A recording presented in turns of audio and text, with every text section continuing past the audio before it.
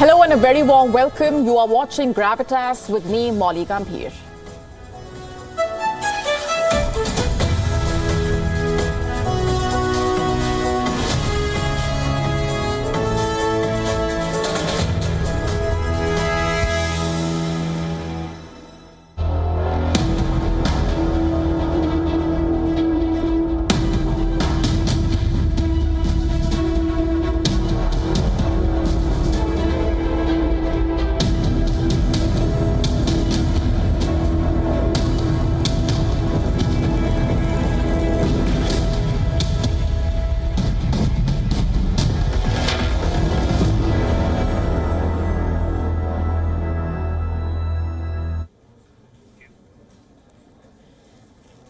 Do you think the war you see on TV is somewhere far, far away, that it will not affect you?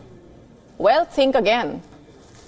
Suddenly, your internet line or your source of energy, electricity, gas, in other words, your lifeline could be destroyed. How, you ask? By those who go to war or those who go to proxy war. Have you ever wondered about the hidden infrastructure that powers your life? It's all in the ocean, at the bottom of the high seas. Under the waves, there are millions of kilometers of submarine fiber optic cables. In fact, they transmit 99% of international data, literally connecting the world and its economies. And you know what else lies under the sea? Gas and energy pipelines that transport oil and gas to major economies of the world, making undersea infrastructure critical to the global economy. And today, these undersea cables and pipelines are under threat. You heard that right. Not space, not cyber, but undersea warfare is the new threat. Seabeds have become one of the new frontiers in modern warfare, and attacks on these cables and pipelines are already happening, by the way. Let me explain this. Just weeks after Houthis warned that they might attack undersea network cables, the Yemeni group seems to have started the next phase of offensive. After disrupting commercial shipping traffic, the Houthis appear to be holding global communication systems to ransom. Several undersea internet cables have recently been damaged, as is the case with all undersea disruption. Establishing what has happened is difficult. Right now, it's not clear just how many cables have been damaged, but internet monitoring firm NetBlocks confirmed that services in Djibouti were disrupted. And similarly, broadband submarine cable system Seacom also reported cable issues. Flat Telecom founder and telecoms entrepreneur Sunil Tagare also said on his social media account that it was confirmed that several cables had been cut. It was not clear where this confirmation came from. Now, cable breaks are normal. It happens all the time. Oftentimes, it's because of a ship or a small fishing boat dragging a hook. But when several reports emerge simultaneously, it does raise questions. And that's our job, you see, to ask questions. It happened months after Houthis warned that they would do this. The Yemeni group had claimed that they have easily accessed maps showing the confluence of undersea communication cables that run past their coastline through the crucial Bab al-Mandab Strait. Now, you should know the strait at its narrowest is just 32 kilometers wide. But the question then emerges, do they have the expertise or the technology to carry out such an operation? We're talking about the Red Sea. The fiber cables there, which carry 17% of the world's internet traffic, lie on the seabed hundreds of meters below the surface, well beyond the reach of divers. It's the high seas. It's international waters. Sure, the US and Russia are both thought to have the naval capabilities to cut them, but it would involve deploying a deep-sea submersible from a mothership and then using giant pair of scissors for severing the cables on the seabed. And if that sounds a bit excessive, that's because it is, even for the US and Russia. So the question that still remains is, can the Houthis do it? And even if they could, They would need an ally, someone who can supply them a submersible and the ability to locate these cables. Yes, the Houthis do have an ally, and that's Iran.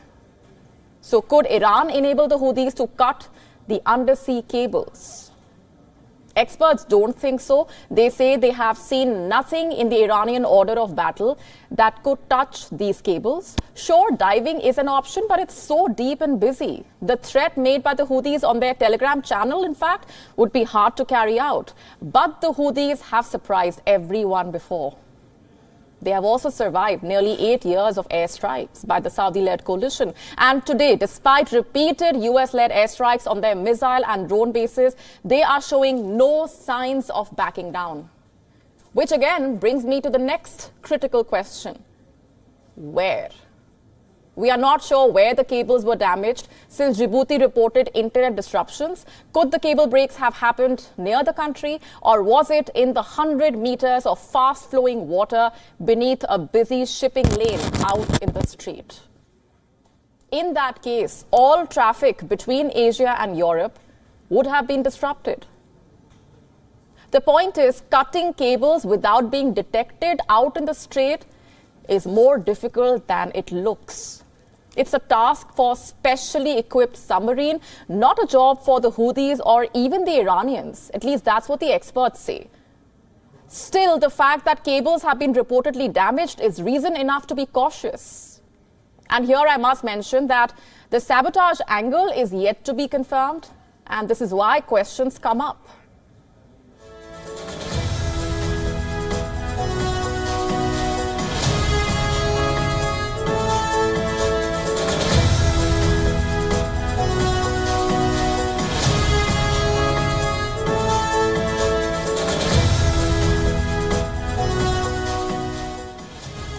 But you see, it's not just internet cables. Like I said, the seabed also houses pipelines.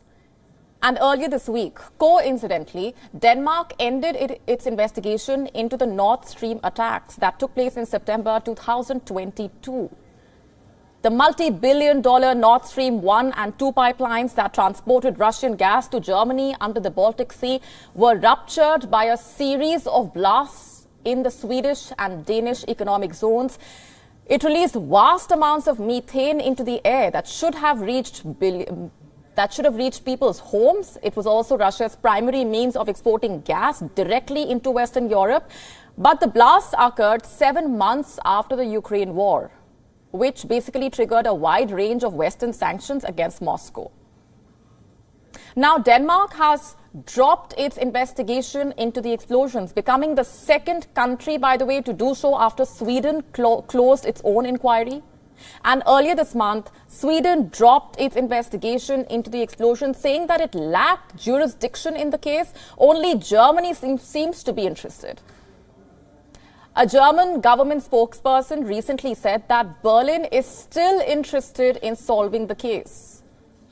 It is widely speculated that the attacks on the Nord Stream pipeline were carried out by Ukraine with the US assistance, despite no party being officially blamed for the attacks. Russia and other observers have consistently pointed fingers at the US. And this theory gained further traction when, after the explosions, a video of President Joe Biden had surfaced in which he promised to end the Russian gas pipeline. And this only added fuel to Russia's claims that America was involved in the pipeline's sabotage. The lack of any blame on the investigation front has only added to people's suspicion. I mean, Denmark investigated and concluded it was a sabotage, yet they refrained from pointing a finger at any likely culprit. It's the same story with Sweden. And this is why many continue to make the US the culprit. But then again, Western reports also point the finger at Russia. Moscow could have done it. Satellite pictures, in fact, show ships sailing there at the time. It could be Ukraine. A yacht was found with traces of explosives on it. It could also be China. They had a ship there that was missing an anchor. You see, there are several suspects. As far as the Red Sea is concerned, it is going to be a challenging task, to say the least, to determine who was responsible for cutting the cables. And the reason being, there are many international warships present in the area scanning their radar with great vigilance. The US Navy carrier is also, by the way, present in the region, keeping an E-2 Hawkeye radar plane up around the clock. Any ship that behaves suspiciously in the area will see action from the US and its allies. And so far, there have been no apparent attempts. And this makes the Bab al-Mandab Strait a different challenge from the North Stream. It raises the question of who would be capable of and interested in covert, fully underwater sabotage, whether it is targeting undersea cables or gas pipelines. Experts refer to this type of activity as grey zone activity, which is a new term for sub-military adventurism.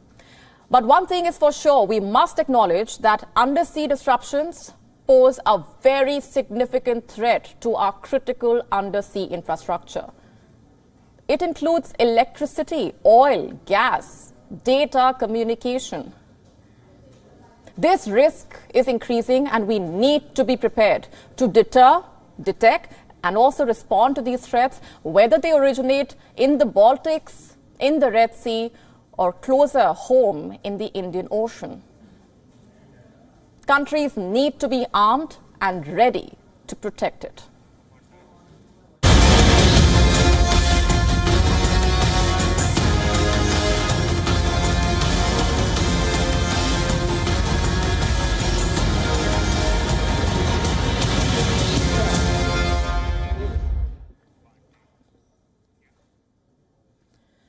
Let's now shift our focus to Australia.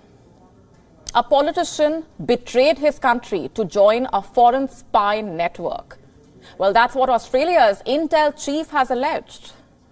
On Wednesday, the head of Australia's intelligence organization, Mike Burgess, made a huge claim while delivering his annual threat assessment.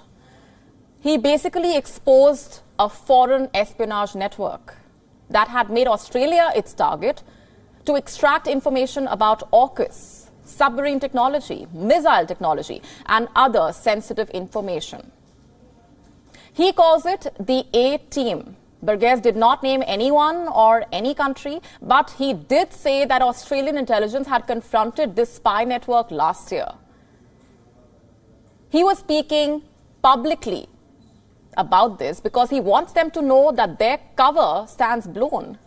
And today he is facing calls to name this politician who betrayed the country, naturally. You see, during his bombshell speech, Burgess had claimed that the A-Team had made Australia its priority target. He alleged, in fact, that this spy ring specifically targeted those with access to privileged information.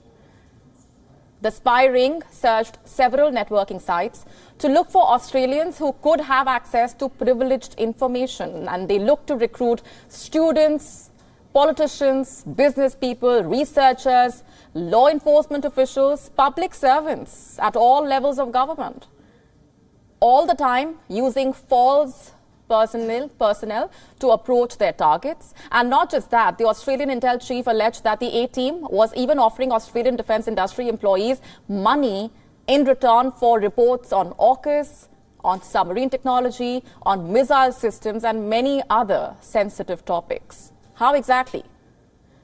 Well, by using social networking sites and promising financial rewards. Burgess claimed that this unidentified former politician had been recruited several years ago. According to him, this yet unnamed politician had hatched a plot which involved introducing a family member of the Prime Minister into the spy's orbit. Can you believe this? Burgess claims that this plan did not go ahead. He said that the police had not charged the person because they were no longer active. And following the unexpected, explosive revelations, Alex Turnbull, the son of former Prime Minister Malcolm Turnbull, had said that he had been approached about an infrastructure project by a group of suspected Chinese agents in around 2017 when his father was in the government. In fact, he said the group had links to a former New South Wales State Labour Party parliamentarian without naming the person. However, current and former members of the opposition party have pushed for the name of the ex-politician to be released to avoid speculation. There has been a lot of speculation, naturally. Former parliamentary treasurer Joe Hockey, who also served as the ambassador to the United States, echoed the demands for the ex-politician to be named. Hockey wrote on the platform X, formerly Twitter, Mr. Burgess, having gone this far, must name that person rather than potentially smear everyone who has served their country. Even the opposition party leader, Peter Dutton, made the same demand, warning that if Burgess does not name the person, then there is a cloud hanging over everybody else. According to the Australian intel chief, more and more Australians were being targeted for espionage and foreign interference than ever before. He warned Australians the threat was deeper and broader than you might think. And here's why this development matters. Australia is a current member of the Five Eyes intelligence sharing group. You might know this. It includes the US, Great Britain, Canada, New Zealand. Western media reports, in fact, suggesting that Australia, being a part of this group, would make it a target for spy operatives from China and Russia. You see, in the year 2018, under former Prime Minister Turnbull's leadership, foreign interference laws were introduced. One of the key purposes of these new laws was to expose China's activities. Coincidentally, on Thursday, a Chinese-Australian businessman was sentenced to years in jail for attempting to win favor with a minister. And this, by the way, would make it the first sentence given under the interference laws.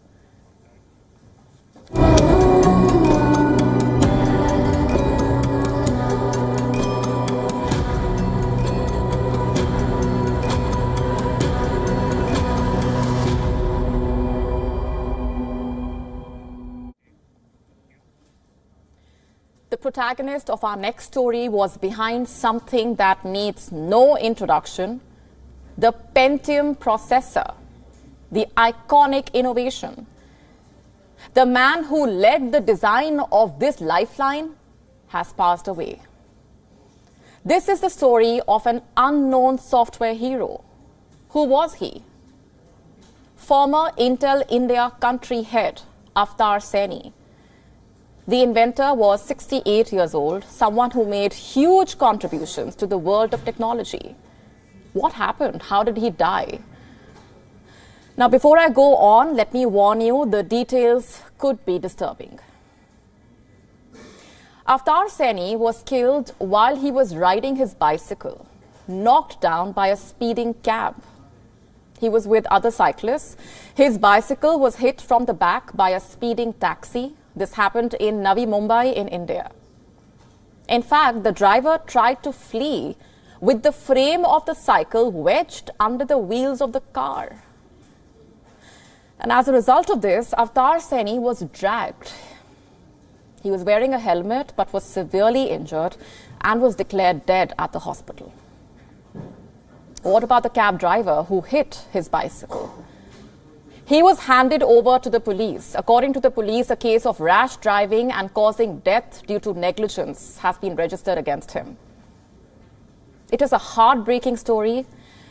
The man behind the Pentium processor is being remembered for his great contribution and for being a valuable mentor. He served at Intel for 22 years. In fact, he played a crucial part in setting up the Intel R&D Center in India.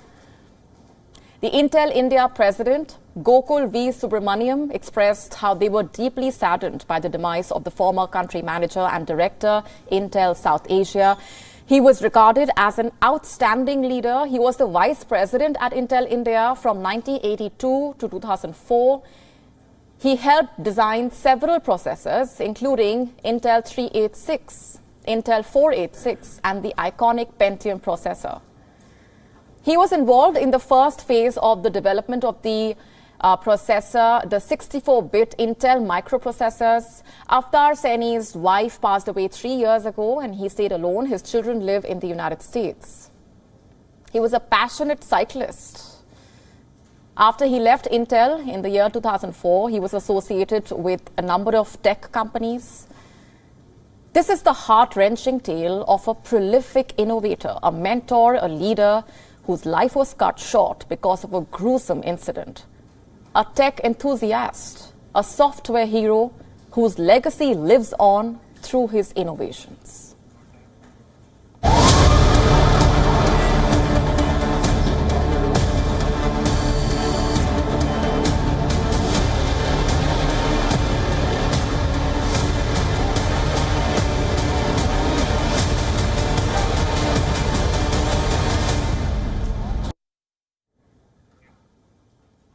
Last week, we told you how the Wuhan virus may have damaged your lungs forever. We told you about the destructive long COVID.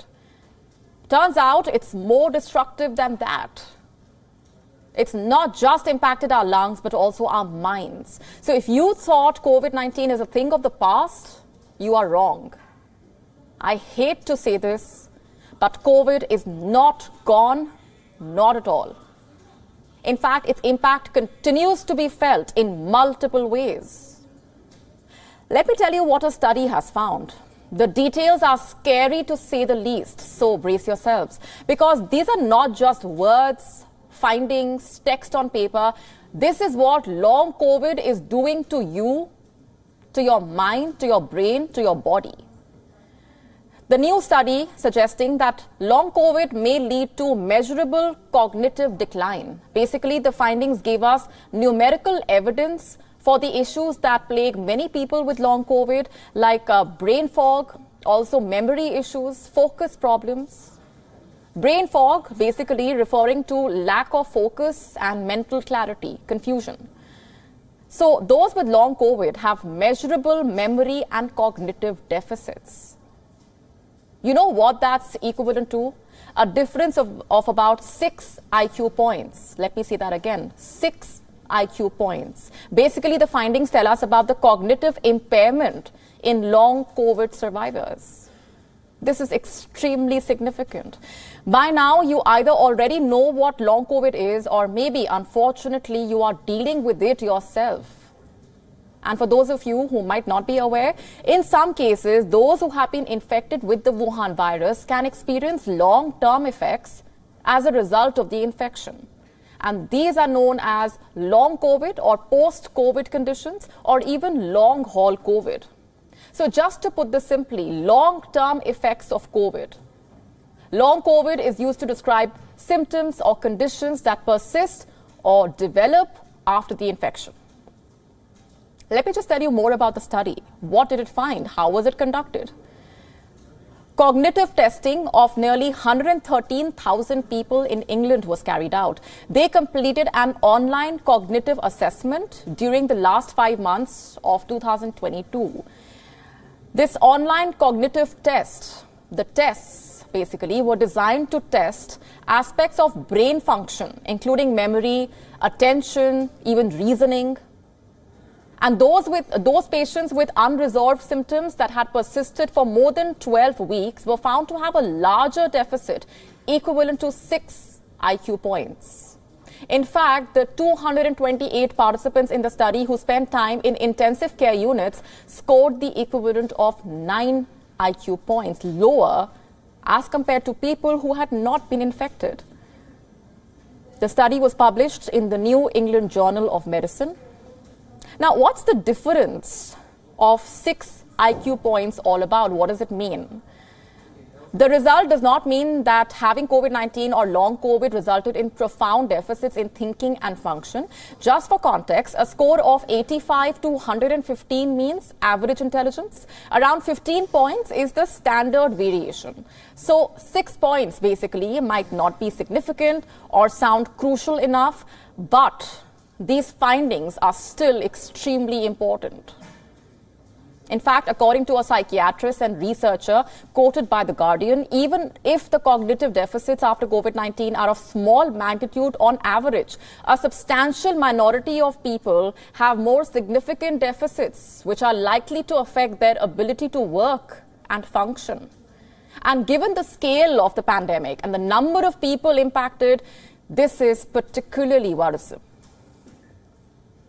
But it's not all scary and gloomy. There is hope. A positive signal, in fact, was that brain fog and other long COVID cognitive problems do not have to be permanent. Those who had longer lasting symptoms that had resolved showed comparable deficits to those who had experienced mild, short duration illness. And what this study also suggests is that if people's long COVID symptoms reduce, so will the related cognitive impairment. Basically, those who witnessed long COVID symptoms for months and then ultimately recovered had cognitive scores similar to those who had a quick recovery. Curiosity surrounding members of the British royal family is never ending. And the latest member making the headlines is Kate Middleton, the wife of William, the Prince of Wales.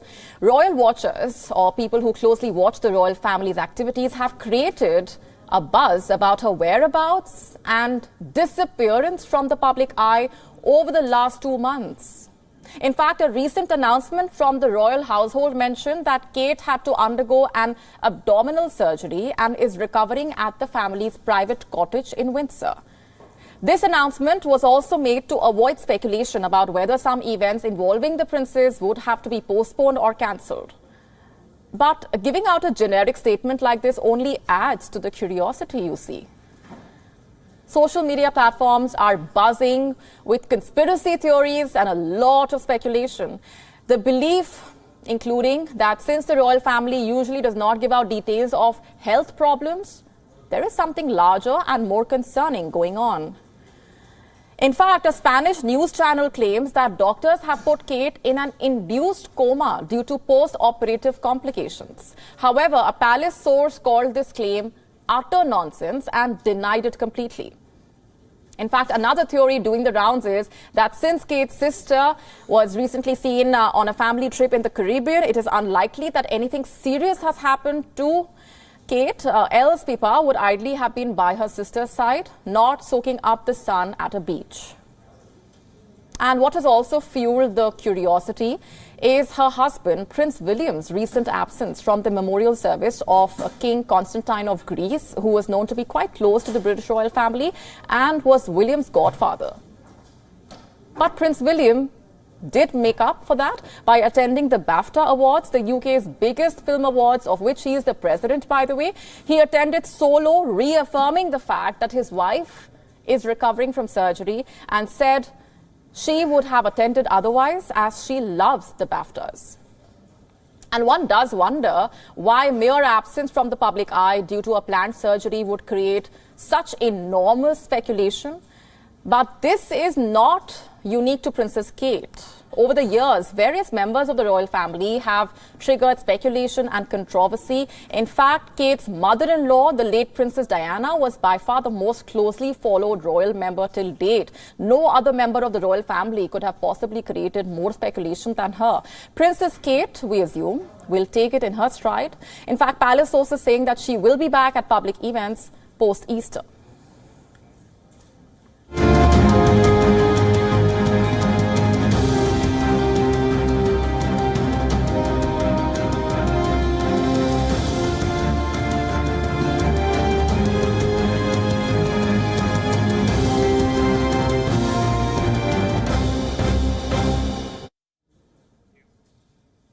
Moving on to Pakistan now, where a small gesture by the newly appointed Chief Minister of Punjab province, Maryam Nawaz Sharif, has sparked a massive debate online. What are we talking about?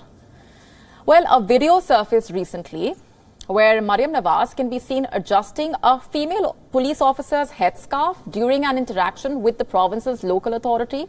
Now, before I go any further, have a look at what happened for yourself.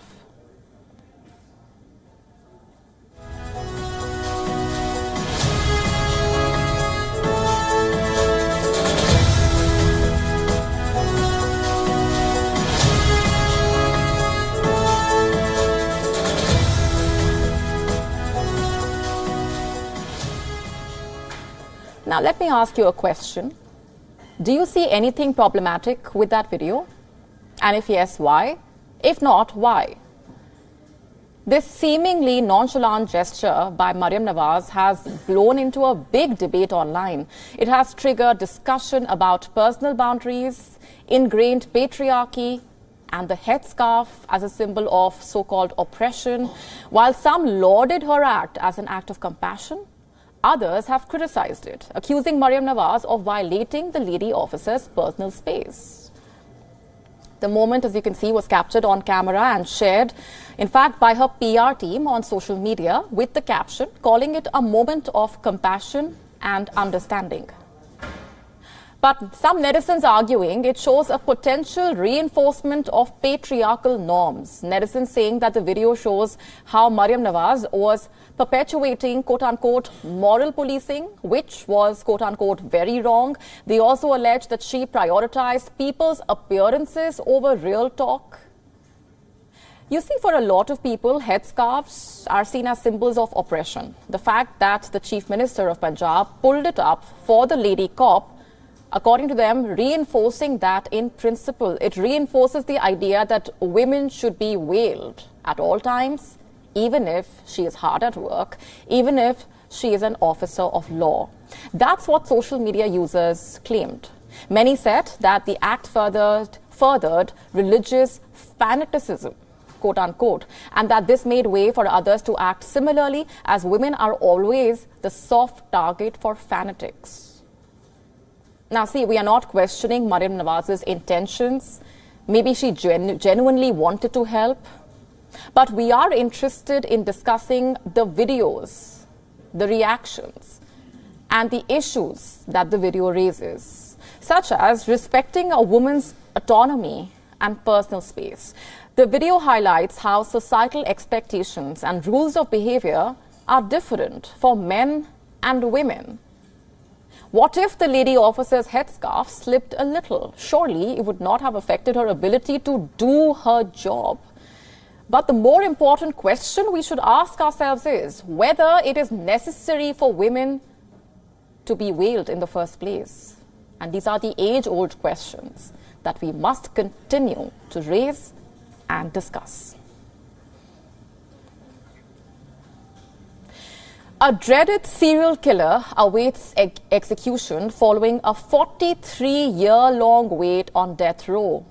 The prison's medical team members gear up to deliver the lethal shot. The moment of truth finally arrives, but there is a twist in the tale.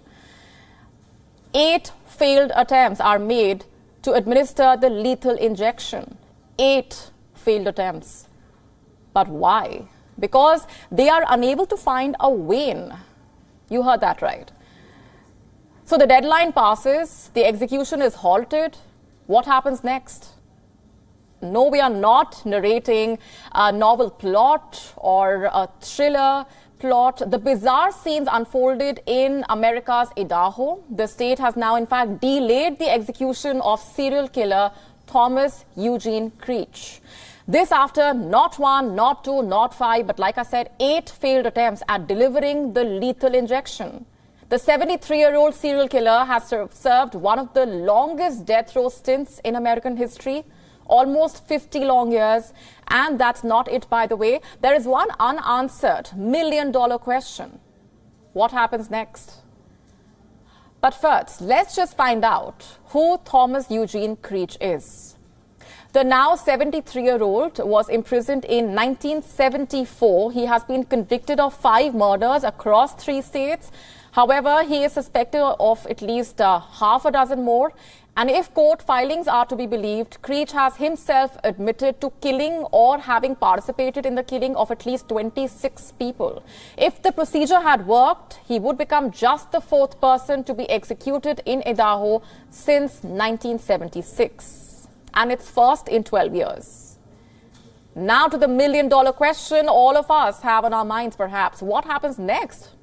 Well, according to the Idaho Department of Corrections Director, Josh Tiwalt, and I'm quoting him here, Idaho does not have an idea of time frames or next steps at this point. That's right. Ironically, the state seems clueless at this point. Tiwalt went on to say the department will continue to discuss what to do in the quote-unquote days ahead. And making most of the bizarre situation, and quite predictably so, Creech's attorneys have reportedly filed a new motion. They are calling for a stay on the execution immediately after the execution was called off. What's their claim?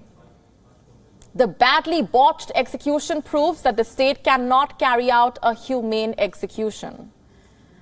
Now, while it remains unclear what will happen next, other states usually turn to secondary methods when a lethal injection fails, though the legality of those methods varies from state to state. One recent example, in fact, is Alabama.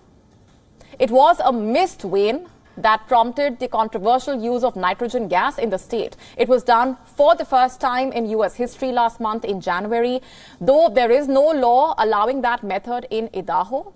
However, as of last year, Idaho became one of only 5 states to legalize firing squads as a method of execution. But there's a catch here.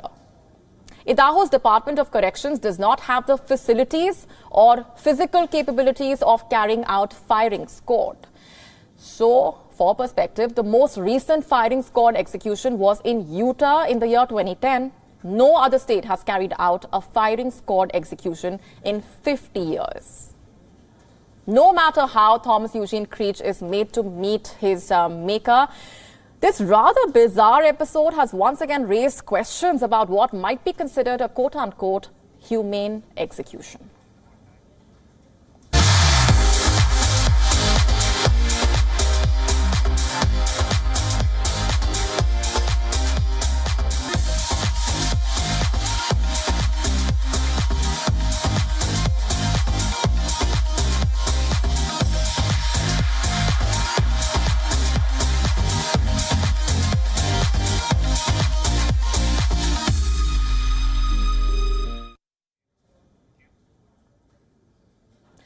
Millennials, or the avocado generation called by their elders, are making headlines once again. The generation which is portrayed as a generation without hope, their future looks brighter than you thought. Knight Frank reports predict millennials will become the wealthiest generation ever, inheriting massive wealth from older generations over the next 2 decades. You got that right. In fact, this huge transfer will occur as wealth is passed after death from the last of the property equity rich generations, the silent generation born from 1925 to 1945, the baby boomers born from 1946 to 1964, and the oldest cohort of Generation X born from 1965 to 1979, who between them have more than 2.5 trillion pounds tied up in their homes. Millennials, who are defined as being born roughly between 1980 and 1994, from being the have-nots, maybe will be called the richest generation in history, known for their environmental focus. They are expected to invest in greener homes, in fact, prioritizing sustainable goods and making eco-conscious financial choices. And this shift in priorities presenting significant opportunities for businesses catering to these preferences. The Knight Frank report also highlighting the growing influence of the Bank of Mum and Dad, as it's called, with a record 61% of first-time buyers last year receiving financial help from their parents. According to new figures from Saville's report, the number was up from 46%, and that too an all-time record. And this works out as a total of 173,000 buyers funded in part by their living parents in 2023, who gained a combined total of 10.6 billion pounds in help, up from 8.9 billion in 2022. And this trend underscoring the challenges young adults face in affording homes, particularly in expensive areas where property prices remain 10 times higher than the average income. And just looking beyond millennials, some reports analyze trends in global wealth distribution. It reveals that prime property markets in developing countries are experiencing the fastest price growth. Manila at 26.3% and the Bahamas 15%. leading the way. While prices in London's most expensive market fell 2.1%, Edinburgh dipped by 3.2% and Oxford 8.4%, in part because of the mortgage crisis leading to a correction in the previously expensive real estate prices. The number of ultra-high net worth individuals globally increased by 4.2%, with the US experiencing the most significant growth of 7.9% due to a strong economy and a booming tech sector. The UK, on the other hand, witnessed a modest 3.1% increase, potentially impacted by tax policies and political uncertainty. And finally, the Knight Frank report identifying art as the most lucrative investment class, with prices rising 11% in 2023, while other luxury assets like jewelry and watches also saw positive growth. The overall luxury goods index fell by 1%, with classic cars and whiskey experiencing notable price drops. So is the millennials' future bright, is the question. Less than 3 weeks before Russia goes to vote in the presidential election, President Vladimir Putin delivered his State of the Nation address on Thursday. Putin's 19th such annual speech was nationally televised and even screened in some cinemas. In his annual State of the Nation address to Russia's elite, Putin spoke on the war in Ukraine, Moscow's nuclear capabilities, the Russian economy, and also the relations with the West. Listen in. The combat capabilities of the armed forces have increased many-fold. Our units have a firm grip on the initiative across a range of operational areas. They are confidently advancing to liberate more and more territories.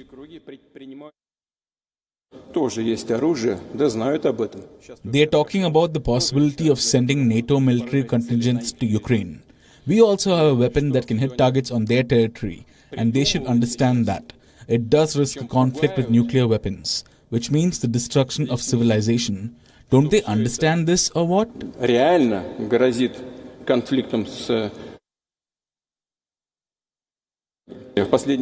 Russia is ready for dialogue with the United States on the issues of strategic stability. But I would like to say we are dealing with a state whose leadership are taking openly hostile actions against us.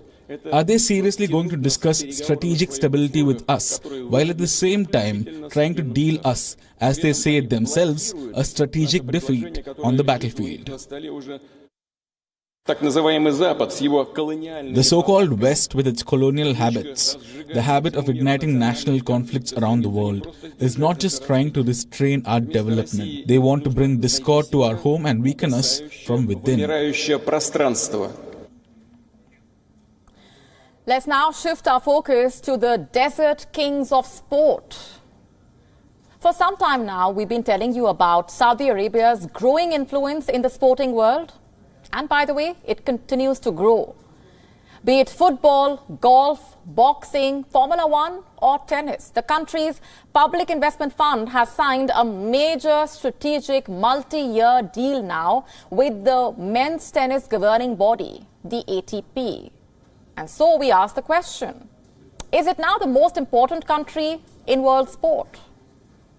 First, let's get you the latest. The Public Investment Fund and the ATP have signed a 5-year deal. The value of the deal is not known yet, but here's what we do know. PIF will now become the official naming partner of the ATP ranking. The prestigious year-end World #1 award will also be renamed, in fact. It will also sponsor big-ticket events in Miami, Madrid, Beijing, as well as the ATP Tour Finals, which, by the way, are some of the biggest tournaments in tennis, apart from the 4 Grand Slams. The Saudi Investment Fund saying that this mega deal will be a catalyst for growth of the global tennis landscape. Saudi Arabia already has a deal to host the next generation's ATP final. The tournament features the best young players in the world and will take place in Jeddah till 2027. The world's biggest tennis stars are also associated with the Gulf states. For the unversed, 22-time Grand Slam champion Rafael Nadal is the ambassador of Saudi Tennis Federation. In fact, he will be competing in an exhibition event against fellow tennis superstar Novak Djokovic in the month of October. But it's not just men's tennis. The Saudis are also taking interest in women's tennis. The WTA, which is the governing body of the women's tour, is considering moving its season-ending finals to Saudi Arabia. That proposed move has drawn criticism from tennis legends like Martina Navratilova and Chris Evert. Why, you may ask? They have called it a regressive move for women's tennis. They have cited the lack of women's and LGBTQ rights in the Gulf Kingdom as the reason for their stated disapproval. In fact, Western media, time and again, accuse Saudi Arabia of sports washing. It's when a state or major organization uses sports to improve its public image. It's an attempt basically to turn the public's attention away. But call it what you want. The fact is, Saudi Arabia has made major strides in the sporting world over the last few years. That has mostly been possible because of its sovereign wealth fund, the PIF. It has estimated assets worth a massive $776 billion US. Just take a look at the PIF's portfolio. Let's start with football. The PIF took over English Premier League side Newcastle United in the year 2021. It also essentially owns the 4 biggest clubs in the kingdom: Al Nassr, Al Ittihad, Al Ahly, and Al Hilal. And that has allowed the country to attract the best footballers in the world. The likes of Cristiano Ronaldo, Neymar Jr., Karim Benzema now play in the Saudi Pro League. In fact, the country is also making a strong bid to host the 2030 FIFA World Cup. In golf, the Saudis have bankrolled the Live Golf Series, which has basically changed the nature of the sport. Some call it revolutionary, others have called it divisive. The fact is, many of the world's top golfers are now competing on the Live circuit. And let's not forget, the 2034 Asian Games will also be held in Saudi Arabia for the first time ever. While the kingdom is already home to motorsport's most grueling race, the Dakar Rally, and the country has also hosted an F1 Grand Prix since 2021, it seems the country's goal is simple: to become the global sports hub.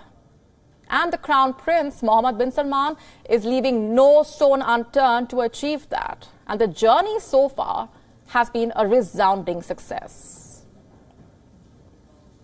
And when you talk of modern sport now, you cannot ignore Saudi Arabia.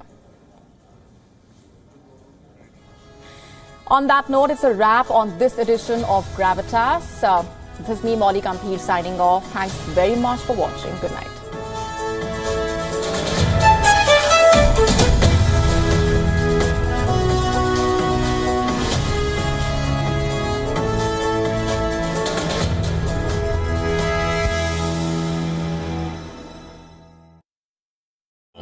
India's Global Voice, the channel that brings you the biggest stories from across the world through India's lens. Now available in more than 190 countries worldwide. Because we believe that the world is one. Watch us in Africa, Europe, USA and Canada, South America, Asia Pacific, Middle East and North African regions. Also available on these digital platforms across the world. WION. World is one.